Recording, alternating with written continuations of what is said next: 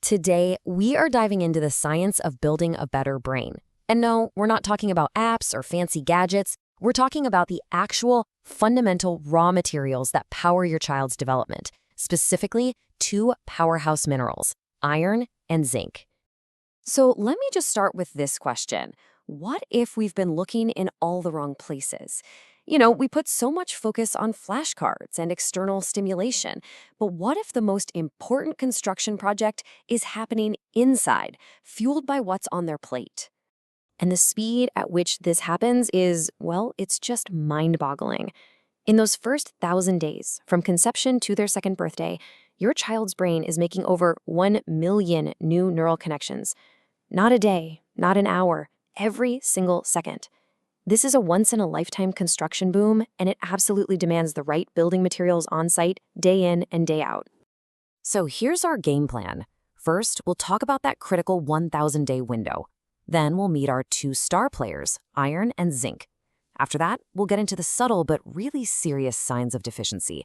Then we'll jump into a practical playbook you can start using tonight. And finally, we'll wrap it all up. Okay, first up, the 1,000-day window. I want you to think of this as the absolute non-negotiable foundation. The entire blueprint for your child's brain, for their future learning, is being laid down right here. And this window, it doesn't stay open forever. Now look at this timeline, because this is where it gets really interesting. Yeah, development starts at conception, and the brain triples in size by age 2. But look at that last point.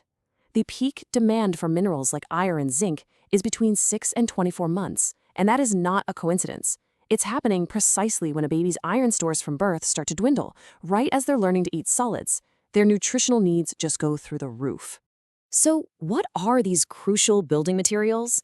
Well, it's time to meet the two lead architects of your child's mind, iron and zinc. And these aren't just names on a vitamin bottle. They are workhorses for the developing brain. First, you've got iron. We usually think of iron and blood, right?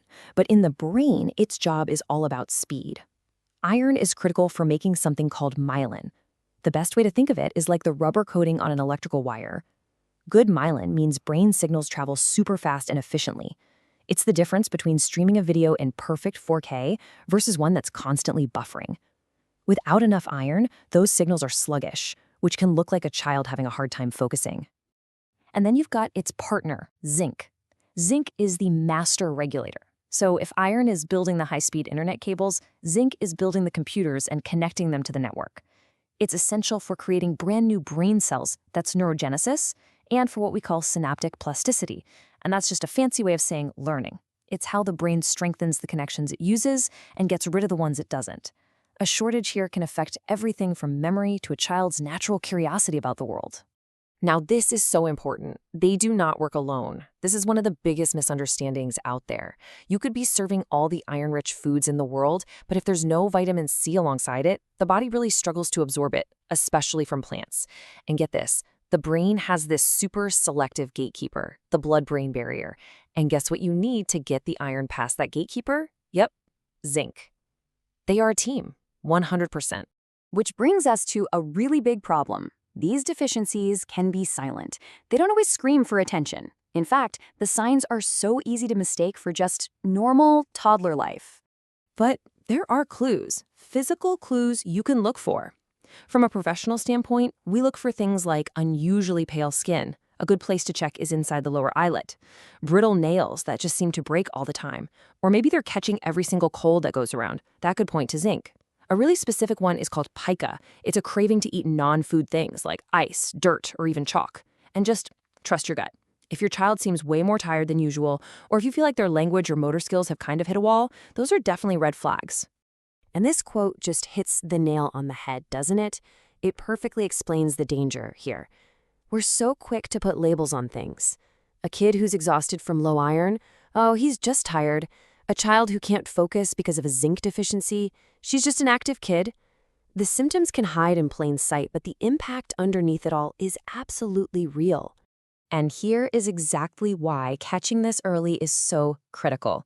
The cost is measurable. It is real. Studies consistently show that toddlers who are iron deficient can score 5 to 10 points lower on cognitive tests. And this isn't just a temporary slump. What's really concerning is that some of these learning gaps can actually stick around even after the deficiency has been fixed. Remember, we're building the brain's foundation here. It is so much harder to go back and patch up cracks in the foundation later on. Okay, so that's the why. Let's pivot to the how. This isn't about making you feel stressed or guilty. It's about feeling empowered. It's about making a few simple, smart swaps. This is your nutrient-dense playbook. Let's get really practical here. It is all about the pairings. So heme iron, that's the type in animal foods like beef, is already easy for the body to absorb. But if you pair it with bell peppers, you make it even better. Now, for plant-based iron, or non-heme iron, like you'd find in lentils, that vitamin C pairing is basically a requirement. So think about serving lentil soup and then having some strawberries for dessert. Even something as simple as serving cherry tomatoes alongside hummus gives you that amazing zinc and vitamin C teamwork. All right, now this slide is so important because it covers a mistake that I see parents make all the time with the absolute best intentions. Just as important as what you serve with the meal is what you don't. Calcium, like in a big glass of milk, literally competes with iron for a spot in the gut. They block each other. So here's a simple rule. Serve the milk between meals, not with the iron-rich meal. Just give that iron and zinc a clear 30-minute window to get absorbed. And really quick but vital point about supplements. I know it's tempting to just grab a bottle of iron drops, but they can cause some nasty side effects like constipation, which can make a picky eater even more picky. A food-first approach is always the safest and best bet. Supplements are a medical treatment, and they should only ever be used after a blood test confirms there's a problem, and always with your pediatrician's guidance. Okay, we're in the home stretch. Let's talk about putting this all together. How do we make this happen without mealtimes turning into a total war zone, especially when you have a picky toddler? And I know, this can be the single most frustrating part of parenting. The real key here is to take all the pressure off of them and off of you. Your only job is to offer the healthy food. Their job is to decide if they're going to eat it and how much. So offer, don't force. And let them see you eating and enjoying these foods. But most of all, please remember that consistency is everything. It can seriously take 10, 15, even 20 times of seeing a food on their plate before a child will even try it. Just keep offering, calmly and without any pressure. And just one last little thing to keep in the back of your mind. Sometimes the problem isn't what they're eating, but something else that's getting in the way. For example, in older homes, lead exposure is a risk, and lead actually pushes iron out of the brain. Also, any kind of chronic gut issue can block mineral absorption no matter how perfect their diet is. It's all connected. So, what is the big takeaway here? This is not about being the perfect parent who makes a 5-star, perfectly balanced meal every single night. Not at all. It's just about awareness. It is about the small, consistent choices you make over months and years. Things like adding a few chopped bell peppers to their pasta sauce, or just serving milk separately from dinner. That is what builds your child's cognitive piggy bank. I really want to leave you with this idea. The food you put on your child's high chair tray, it's so much more than just calories to burn off at the playground. It is the literal raw material they are using right this very second to build the framework for their thoughts, their memories, and their imagination. If this helped you think about mealtime a little differently, maybe share this explainer with another parent who could use it. Thanks so much. Between conception and a child's second birthday, the brain triples in size. Every second, it forms over 1 million new neural connections. Supporting this explosive growth requires a targeted daily meal framework that delivers 2 specific minerals, iron and zinc. You can provide these through whole foods without relying on expensive supplements. Without these minerals during this 1,000-day window, neural signals travel sluggishly and curiosity drops. The brain builds its core infrastructure early. Missing the right materials creates structural weaknesses that are difficult to repair later. Iron-rich meals provide the raw materials for future thought, memory, and imagination. Every bite during this narrow window contributes to the brain's physical architecture.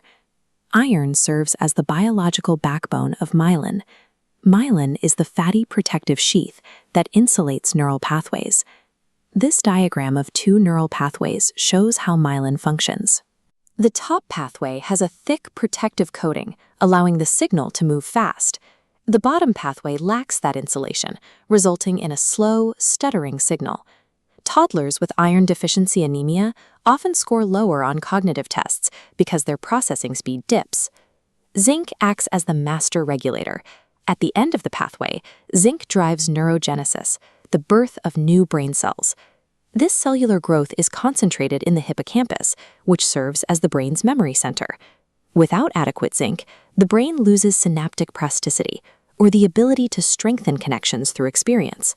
This can manifest as reduced curiosity and slower problem-solving during play. Iron provides the hardware for processing speed, while zinc builds the network capacity to learn. Together, they form the biological foundation of the developing mind. Peak demand for these minerals occurs between 6 and 24 months.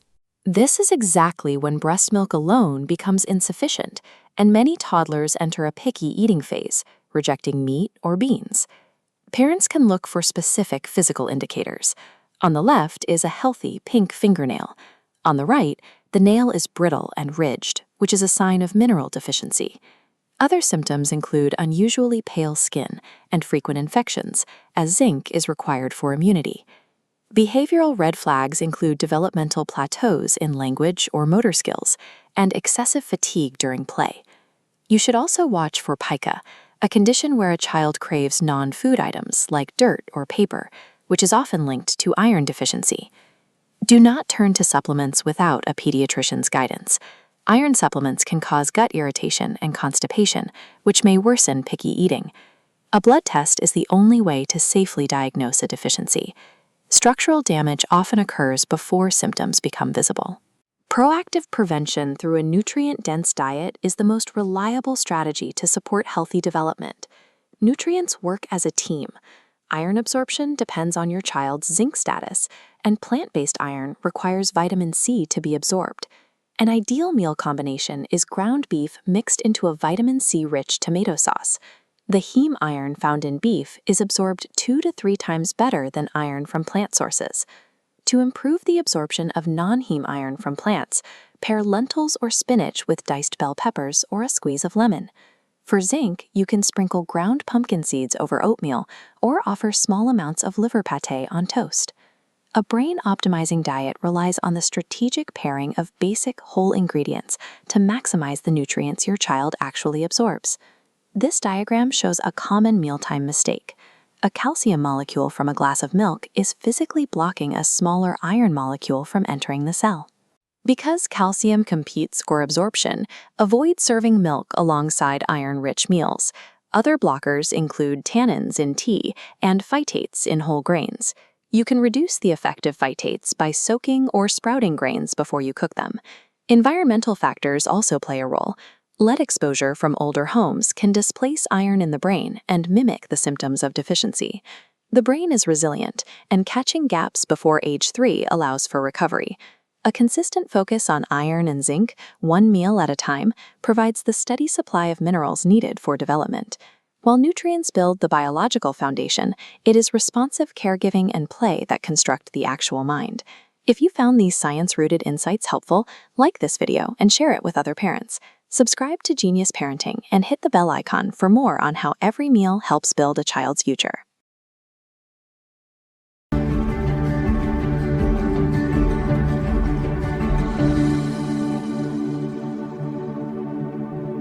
If this helped, like, subscribe, and hit the bell for more.